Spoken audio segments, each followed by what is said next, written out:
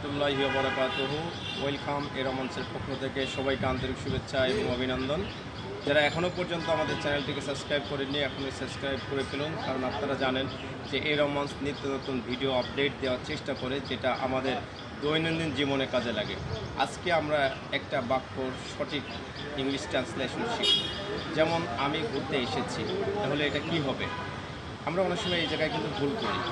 So friends, আমরা এখন জেনে নিব যে আমি ঘুরতে এসেছি এর পিওর ইংলিশটা কী হবে। I have come to visit. Okay, I have come to visit.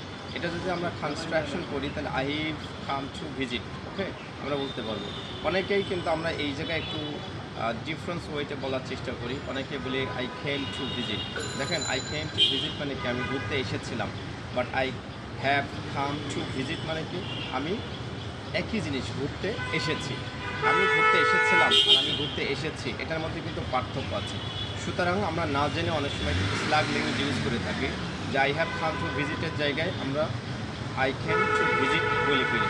So আমরা জেনে নিলাম যে আসলে সঠিক গ্রামাটিক্যাল টার্ম অনুযায়ী কোনটা সঠিক হবে। Thank you. এ রোমান্সের সাথেই থাকবেন নিত্য নতুন ভিডিও আপডেট পাওয়ার জন্য। Thank you very much. See you again next time. আসসালামু আলাইকুম।